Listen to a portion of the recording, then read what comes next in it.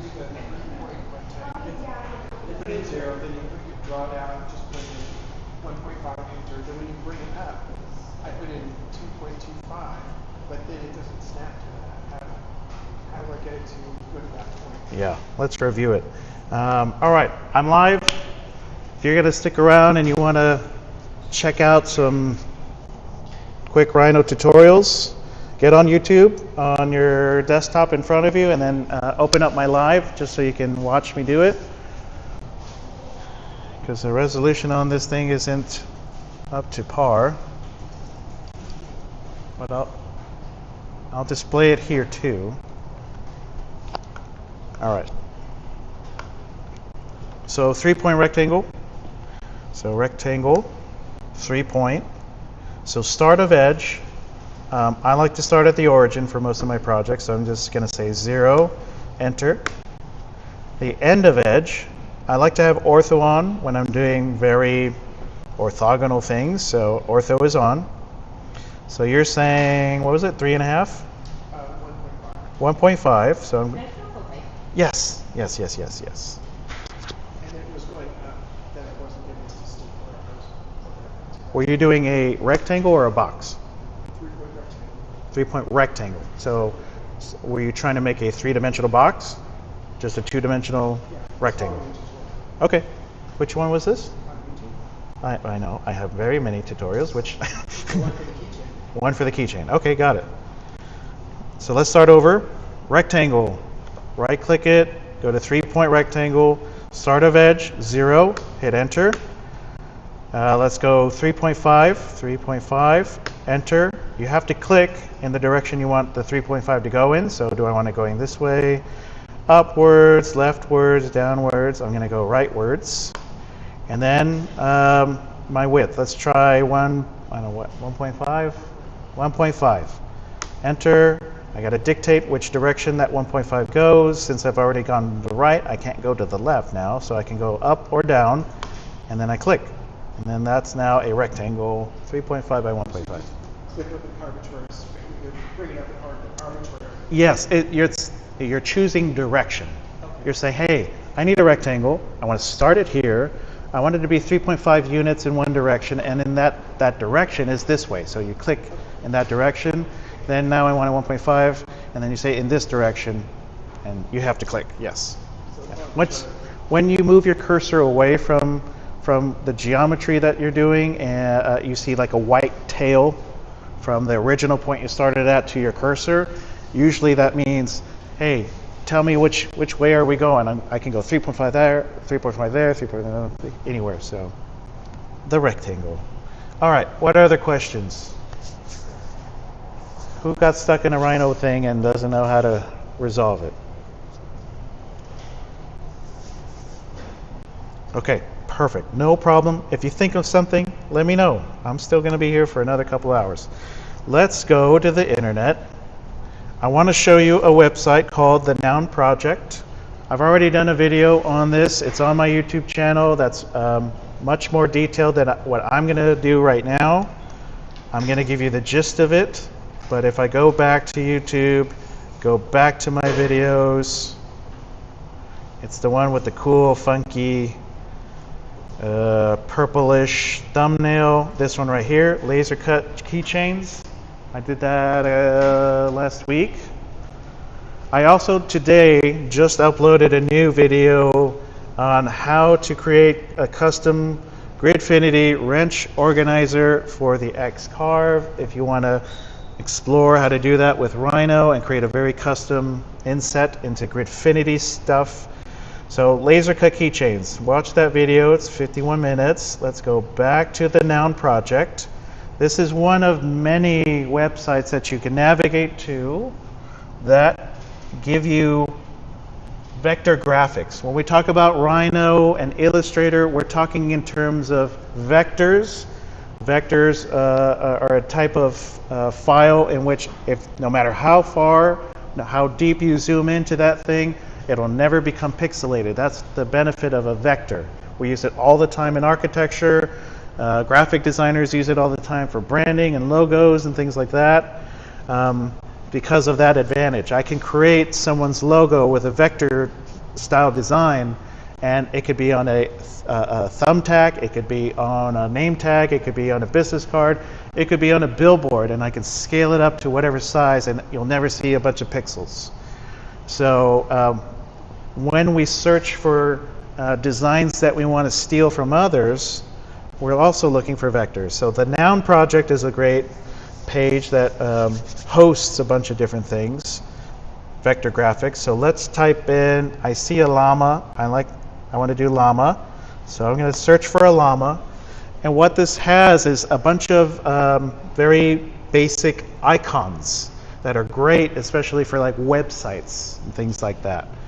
So as I'm looking through this, I don't want to be too attracted to the design. I want to make sure that it's feasible for whatever tool I want to utilize. So let's pretend I'm going to do this on the laser cutter.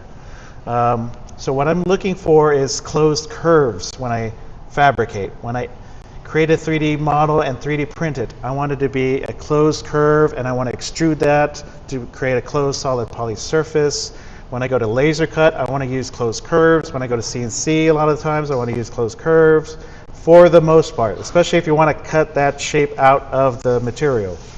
So let's pick a llama.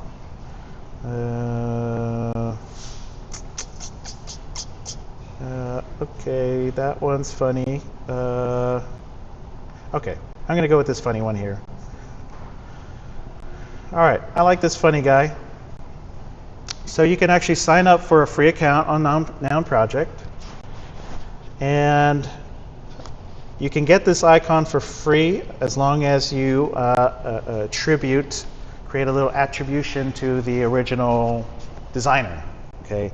Since we're not actually selling any of this, this is just for fun and just for your own personal being, for experience. I'm not going to be worried about it. If you were to start selling this product, you should highly consider giving some credit and maybe even purchasing this design from Yusuf, okay, Yusuf ID, because they did the hard work to create this thing, right?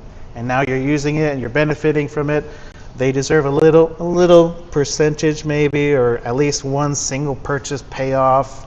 So for free, I'm going to go ahead and grab it for free, get this icon. You'll have two options. You can download it as an SVG or a PNG. SVG is a scalable vector graphic, so it has to do with vectorization. PNG is a portable network graphic, which is a much more high resolution. Typically, it's more high res than a JPEG.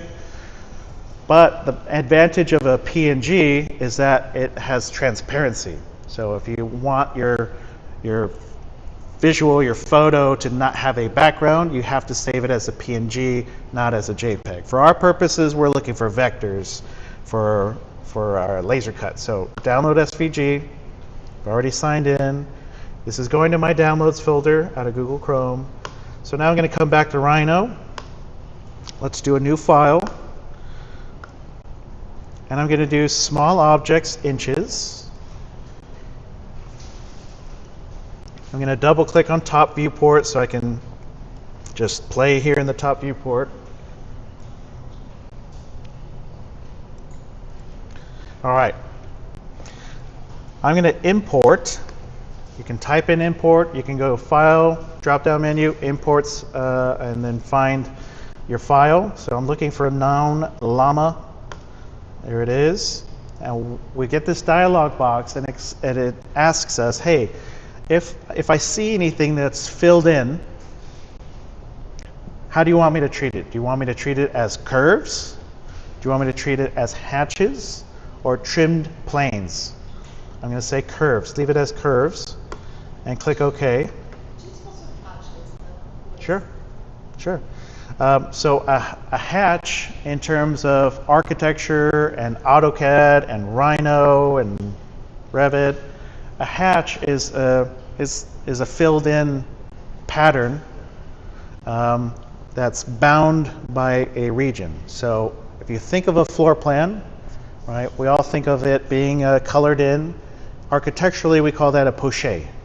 So when you see a floor plan is a top view drawing of a space or a building.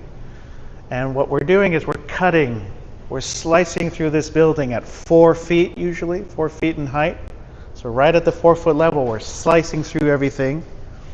So we can, at that level, we can see where windows are, we can see where doors are, we're slicing through those openings. If it's too low, we might not get those windows. If it's too high, it might be above the doors. And so when we do that 4-foot slice, wherever that knife edge is cutting through, if it's cutting through any solid wall, in our architectural drawings, we poche that, and it adds depth. We're coloring in those regions because it adds some depth to our drawing. And that's basically what a hatch is in AutoCAD and Rhino and Revit. It's a filled pattern. Typically, we're using a solid hatch. So if I draw a rectangle, type in hatch. These are my different hatch patterns that I have loaded up here on my laptop for now. I have the solid, which is very typical.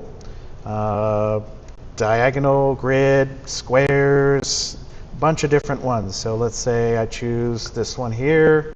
I can also add a rotation to it, like 45 degrees, which is a pretty natural poche, and then click OK. It fills that in.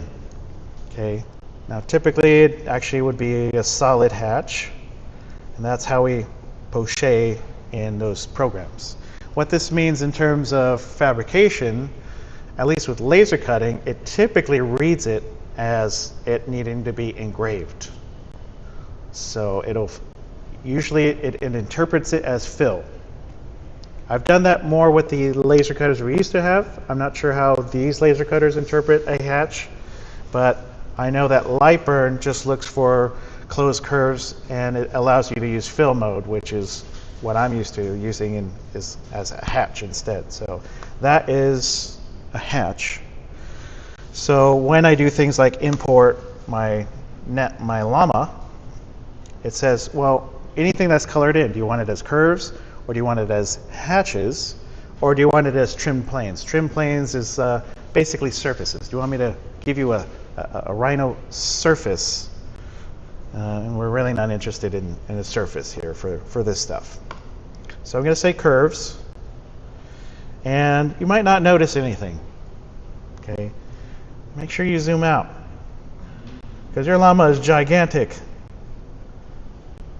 Okay, which means he's completely out of scale. I could not go laser cut this thing. He's as big as this room, which means I need a downscale. Don't forget, there's usually text down at the bottom left, because as a whole image, this would have come into a program like Illustrator, so that way you can use it for logo creation, signage, random things like that. So make sure you delete that attribution, unless you're selling this, then you should probably keep it there or move it somewhere else. So now I got my gigantic llama. The fastest way I can scale this guy down is by using the gumball. Okay? If you select everything, that's when the gumball appears to you. Gumball will not ever be just hanging around unless you have things selected. It could be one thing, it could be many things. You need to also make sure it's activated. So down here in the status bar, down below, you'll see a little word, gumball, C-plane. Make sure that's clicked. It should be bold and blue. And when you have that activated, as you select things, this is the gumball. Gumball allows you to do things like scale, like move up and down, left and right, rotate it.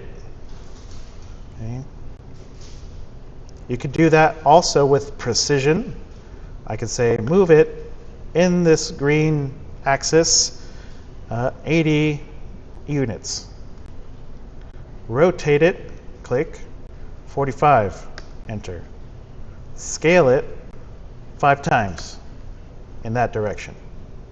Okay, so it can be used for precision movements, but a lot of times I use it just to kind of downsize things. This little square grid allows you to click and drag it so you can move your object around. And what I'm going to do is I'm going to scale it down. The little squares allow you to scale it down. Go ahead and click and drag one of those squares. Move it towards the center of the gumball. hold shift, and it'll keep your proportions. And then we'll zoom in again, and we'll select it again, and it's still too gigantic, so I'm going to move this in, hold shift. Now it's smaller. So if I move it over here to my grid, this is called the construction plane. It's a visual grid. Every one of these major lines that you see is a 1 inch mark. Okay. If I zoom in even closer, you'll see some little thin lines. These are called your minor grid lines. There are 4 minor grid lines within your major grid lines, meaning that every little square is actually a 1/4 of an inch by a 1/4 of an inch. So I can visually use this to say, oh, looks like llama is 1, 2, 3, 4, 5, 6, 7, 8, 9, 10, 20 inches wide and like 50 inches tall. So still way too big. Let's get them down to keychain size. If you do a little bit of research, there's typically design guidelines and typical sizes for things in life. We don't just happen upon all of these shapes in front of us. This mug was made off of some typical sizes. My case for my camera is very specific. The mouse, everything around me. So if I look it up, let's go to Google, typical keychain size. Okay, this gives me some ideas of typically how big a keychain should be, right? A lot of times I'll look at the images, right, and get some sort of an idea from other manufacturers. For something as familiar as a keychain, we probably can gauge that ourselves. But one thing we might want to look up is typical keychain hole size, right? How big is the hole for a keychain? I don't know. If I look at this image, it says 3 diameter hole, 2 millimeter edge. Okay. Even though we're in Rhino using small objects inches, I can still use other units. So for instance, this llama is now downsized to about 2 inches wide to 1, 2, 3 inches tall. That's a pretty good size llama. Let's say I draw a circle. I'm going to just draw it off to the side, center of circle, just anywhere off to the side here. And for diameter, I can say, let's go back, it was 3 millimeters. So for diameter, I can say 3 mm. Mm is your millimeter unit. Hit enter. That's a 3 millimeter diameter hole. Even though I'm using inches as my primary unit, I can still use millimeters. I can use miles and yards and light years. Seriously, there's whatever unit you want, it's in here. Even yards are in here.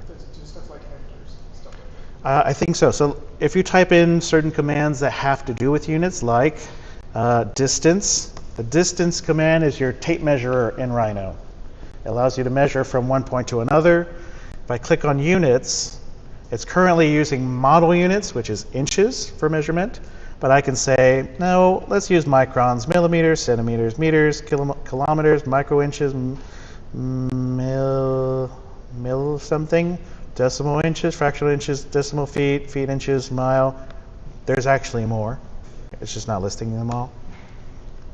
All right, anyways, back to a 3 millimeter diameter circle. Now the next part of this image suggests that you have that 3 millimeter circle 2 millimeters away from the edge, okay? And the reasoning for that is if it's too close to the edge, like let's say a millimeter, that is too fragile as a keychain, especially for me. I've got tons of keys on my pocket, and I keep them dangling right next to me. As they hit my body often, it's experiencing stress. So having it too close to the edge, no bueno. 2 millimeters is sort of a standard.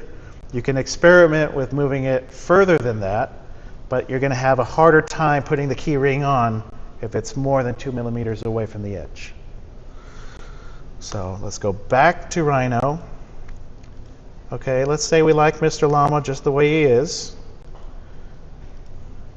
One command I want to make sure you all know, I may have gone over it once, but curve Boolean. Did I ever go over curve Boolean? Maybe I talked about it for a second. It's an amazing command. And what you can do with curve Boolean is let's put together a grouping of really random shapes just to help me illustrate this point. Think of curve Boolean as sort of having to do with a Venn diagram. Let's type in curve Boolean. It says select curves. I'm going to select all of these curves. I'm going to press enter when done. It says click inside regions to keep. Press enter when done. If I were to click outside of all of these shapes like this, what it does is it gives me the entire boundary of all of these shapes combined to give me one closed curve or one final output shape. And once I press enter, I now have that as a curve. And as you can see, it's selected, it's yellow.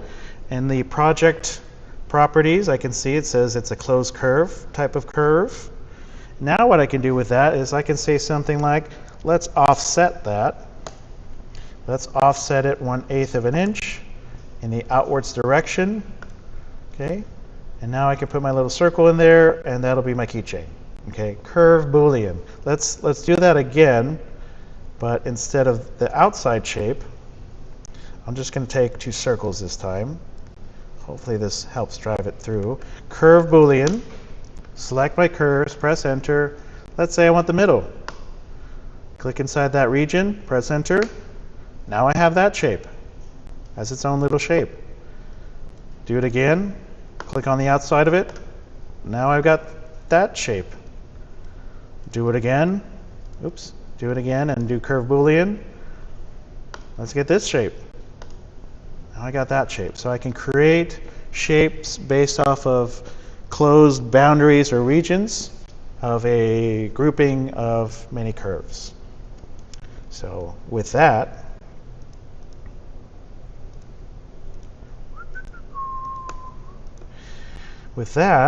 I can do something like curve Boolean, click on this outside region, get that whole outline shape. Let's offset this guy 1/8 of an inch maybe. There we go. So now I have this stuff.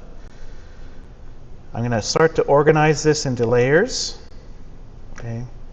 One point I want to drive home is when you are importing stuff from the outside, things that you did not draw, things that you did not design here in Rhino, a lot of the times these were designed for other things. This was a graphic. This was meant for graphic presentation or branding, an illustrator, not laser cutting, not 3D modeling.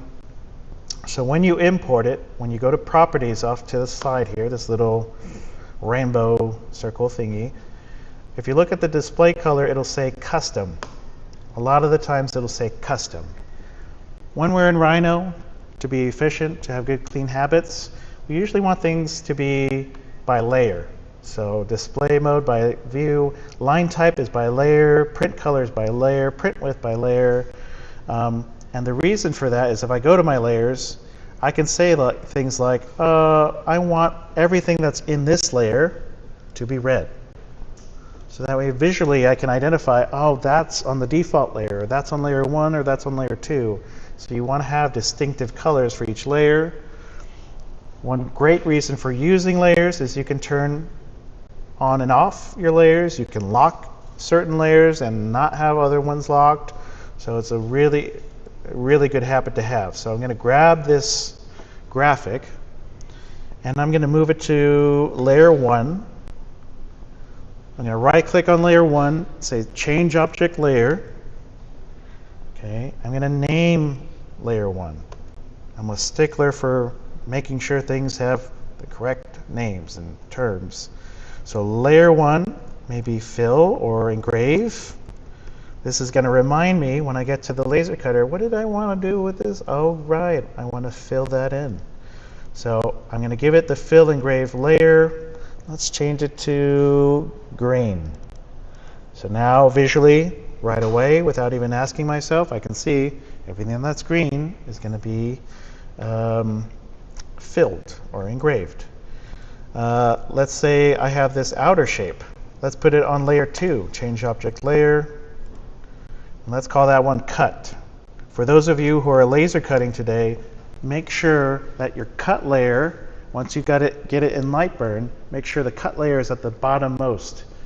So when you visually see your layers in Lightburn, that is actually the sequence at which it's going to fire at. So the cut layer must be last, because you don't want to cut first, because the material or the llama will drop below the original material. And now when the laser goes to score or fill, now it's 19 millimeters away plus the thickness of your material. Okay, meaning this is too far away now. Rather than doing that, fill it in, score it, engrave it, do as you need, then cut it out, and then it will drop out perfectly, and then you'll be done with the job. So when you bring something in, it always comes in on 0 layer. 0 layer? Or the default layer when you bring something in, import something. So when you bring things in, they go into the layer that you're currently in.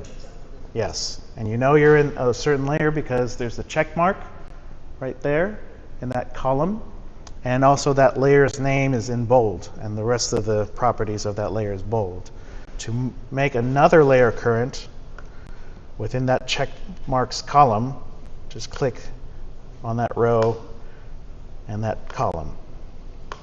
So now, if I were to import my llama, let's bring in another llama. Here he is. Okay, he's still black because his properties say that the display color should be custom. I want it by layer. And now you can see he was brought in to layer 5 because that was my current layer. So now I've got my layers. I'm going to have it color this in, color that in, color in these regions. This is going to cut him out. Now I need to figure out where do I place my hole, my 3 millimeter diameter hole. I have a question about the fill. Because all of it is green. Like, what section is it all just going to be fill? There are 2 different fill modes in Lightburn. One is fill, and the other is offset fill. You use offset fill when you have things like the letter O, where you have the outside boundary of the O, and then the inside boundary of the O, and you actually want to fill the donut part of it, not the whole part of it. That's an offset fill. But in this scenario, we actually have several closed curves. So what it's going to look like if I preview it by hatching it in Rhino, give it a solid hatch, that's basically what it's going to fill. There's also a way to preview your burns before you actually burn it on the material, and I'll show you that in just a moment. Let's get back to placing the 3 millimeter hole. The suggestion is that the hole should be 2 millimeters away from the edge. This purple line is the edge. Let's offset it inwards to mm. Okay. So it's that white line there, that's the 2 millimeter offset. Now I got to think as a designer, all right, where do I want the hole? How do I want this keychain perceived on someone else? Do I want him right side up? Do I want him upside down? Do I want to hold him by the tail? Do I want to hold him by his eyeball? Where do I want that circle? I guess from the top, makes sense. So let's grab that circle, and I'm going to move the circle.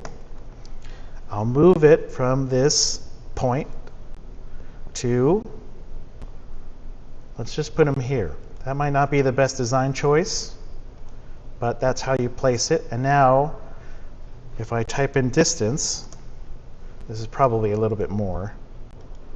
That's 1/4 of an inch. If I type distance again and use millimeters instead, millimeters, this is going to be way over 2. That's 6.4 millimeters away. So let's actually move him from this point, I mean the circle, not him, to this point, and then move it down 2 millimeters. And now it's 2 millimeters away from that little sharp corner. So distance from here to here is 2 millimeters. So then I would put this one also on the purple layer, because I want that to get cut out as well. And now it'll all get filled in these green spots, and then it'll cut this hole, and then it'll cut this outside shape, and then you'll have a little keychain. So let's, I'm going to save my Rhino file. I'm going to put it here under 170, under keychains, under 250709. I guess this is 6. Keychains, keychain llama, TJC. So when we're working in Rhino, we're designing. As we're designing, we are saving and creating a Rhino file or a 3DM. To get it to the next place, we're always exporting. So I'm going to go to File, Export Selected. I'm going to select these objects that I want to export. Press Enter when I'm done. I'm going to save it in the same spot. I'm going to give it a very similar name. Let's put it right in here, and give it that name. But I'm exporting it as the DXF file because I'm laser cutting this. Now I save, I hit OK, and I navigate myself to the next software, Lightburn. I am not going to update.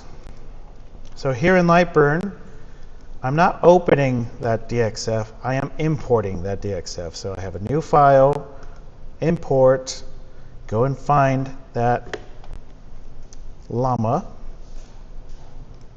DXF file. Here's my little guy there.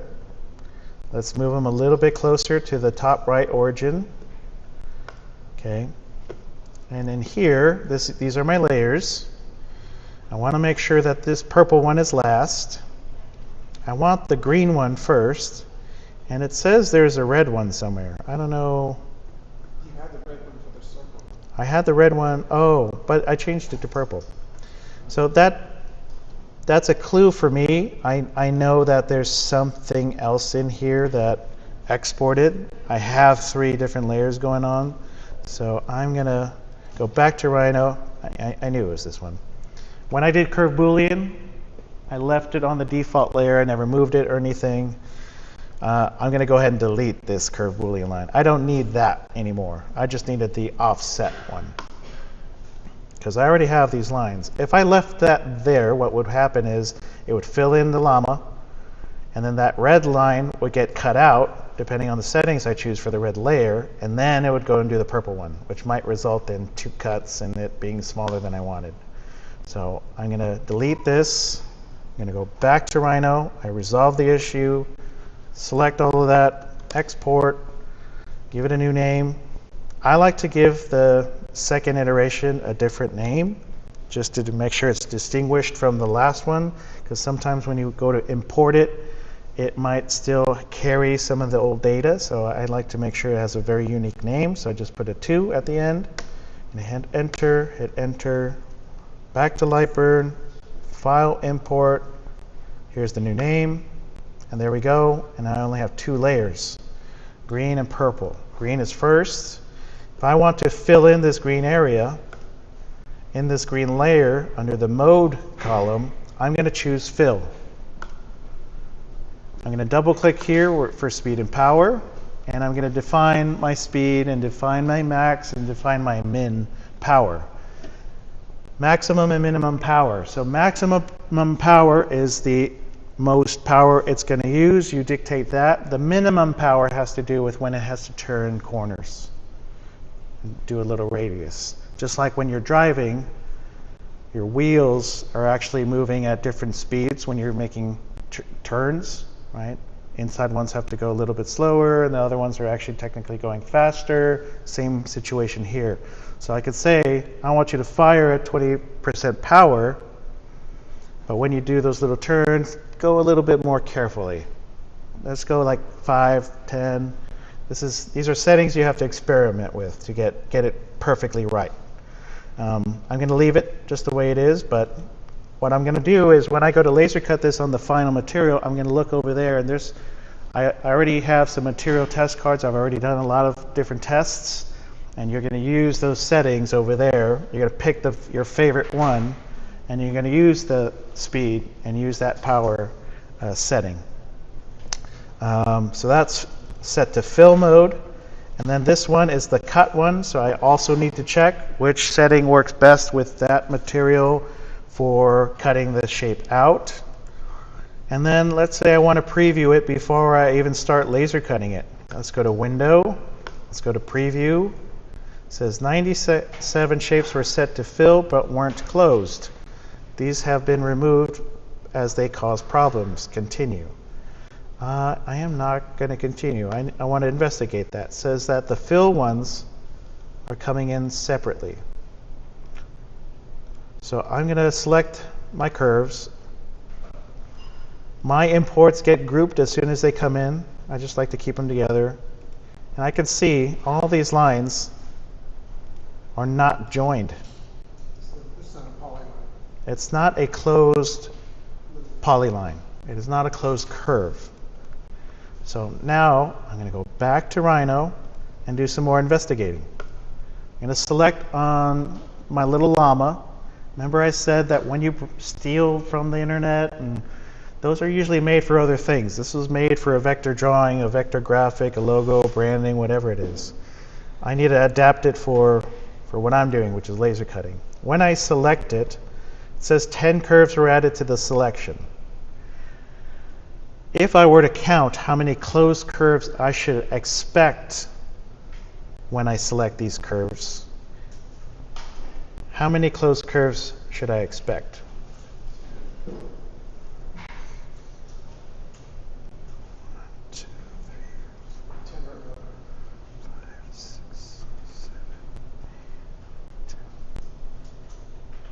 I think 10.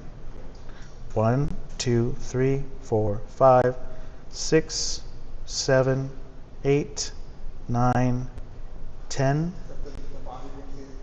11. I forget if I counted it already. So let's do this. Whenever I really need to dive in deeply to one little thing, because I need to focus my attention on something, I love to use the command isolate. So I'm going to select the things I want to focus on right now, type in isolate, and what isolate does is it'll hide everything that wasn't selected, so that way I can focus on the things I want to isolate. Okay. To bring it all back, you just type in show. Isolate, show. If you want to just hide things, you can say, hey, take this one, hide it from me, hide. If you want to bring it back, you just say, hey, show it to me. There it is. So I'm going to select these green ones, type in isolate, and I need to break it down a little bit because I don't like the way it came in to Lightburn. And you might run into this if you follow this workflow from Noun Project. So here in properties, it says it's 10 closed curves that are grouped. So if I ungroup them and select them, they're still grouped, so I'm going to ungroup them again. It is possible to double group things. It says this is a closed curve, closed curve, closed curve. Everything is a closed curve. That's really odd. I'm going to type in show. I'm going to select all this, export it. I'm going to give it a new name. And just give it a 03 instead of 02. Enter, enter, go back to Lightburn, delete all that, import, 03. All right. Let's ungroup it. It comes grouped automatically in Lightburn. And let's try to select one of these curves, and it's still not coming in closed. So let me check my settings. It was closed before you brought it in, right? It was closed in Rhino, for sure. Could depend on how I'm importing it. You have to import it with all properties or something like that. Good question.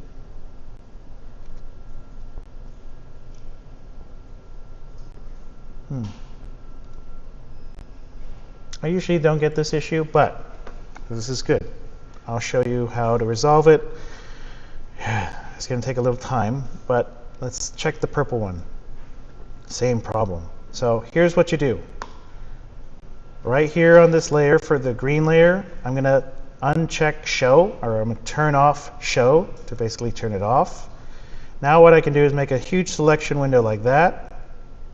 I need to find the join tool. I think it's this one here. Nope. Let's select them all, right click it. I know there's a join tool. Tools. Shout it out when you see it. Is it joint or union? It could be union. Every software has a different term. You see union? Yeah. Okay. To me, it would be those two double squares on the bottom that overlap.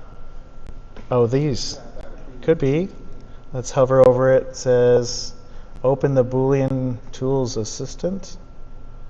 And this one says offset shapes. Well, all selected shapes together. I just tried that. Let's try it again.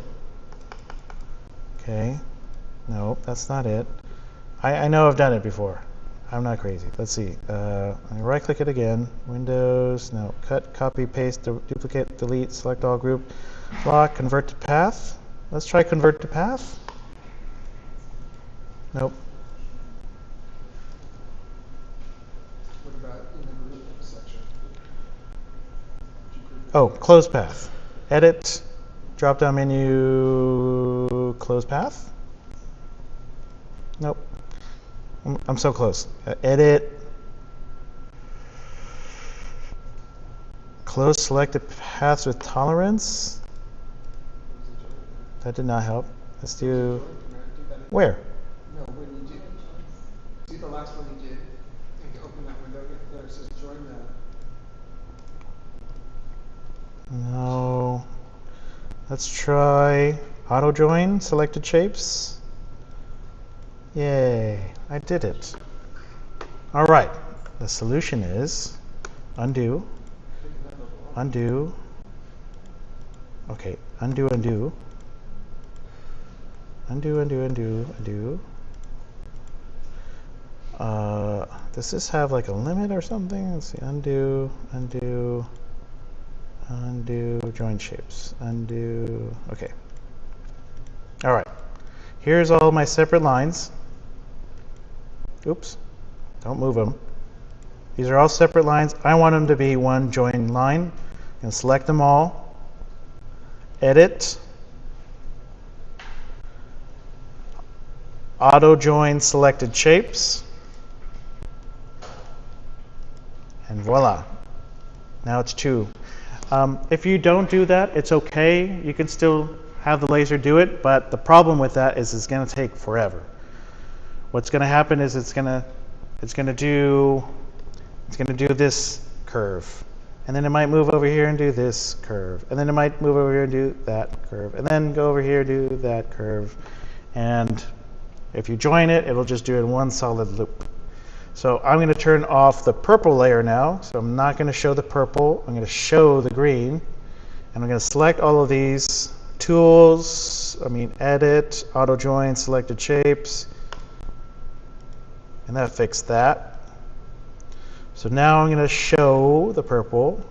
Now I'm going to go to Window Preview. It says one or more shapes are crossing the edge of the machine workspace and will not be sent. Okay, let's move it in because it's his little tails hanging off the side. Sorry, buddy. Window Preview. All right, here's my preview. And I can change the playback speed. I can change where I'm scrolling from. Let's play. And it's showing you that the black is the stuff that's burning, it's infilling, and then it does the outer line. So that was played at 40 times the speed. It estimates that it will take 4 minutes. So this preview is a really useful tool because when you do things at larger scales, this can take hours. That sign that I showed you all took, I think, like an hour to engrave that whole entire sign. So preview your stuff before you go to cut. So I'm going to hit OK. And then from here, you got to do all your laser stuff over there. You got to make sure that your material's in there on the bed. You got to make sure that the laser is exactly 19 millimeters away from the material. There are the 19 mil material gauges that I printed over there. You'll also see a few new accessories that I've attached and designed for the laser cutter sitting over there. They're hard to miss. There's also some hold down pins so that way you can hold the material down. For my laser cutter group, I have chipboard for you to practice with before I allow you to mess up my wood. So this is called chipboard. It's basically cardboard or craft paper. It's got rigidity. It's still got some thickness to it, but it's also flimsy, great for practicing. I've got tons of it, so you can mess up as many times as you want on this before you mess up on the wood first. Okay, that's keychains and Lightburn. Any questions? Yes.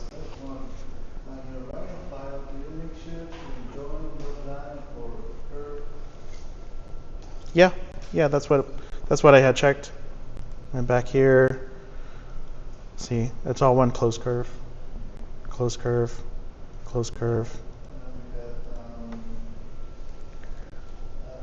some reason, it's trying to down from different websites.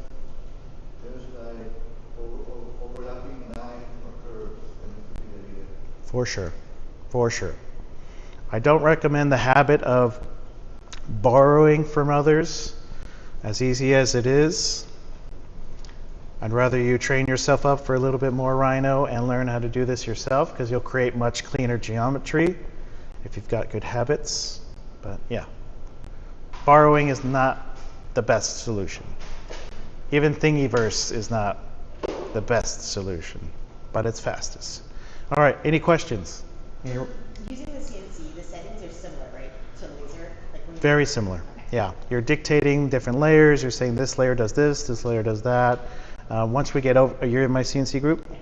So once we get over to the makerspace, we'll make sure that we have everything set up and don't break anything. And yeah, I got material over there, so we'll need to measure that, show you how to pre-drill it, and put your center mark on it.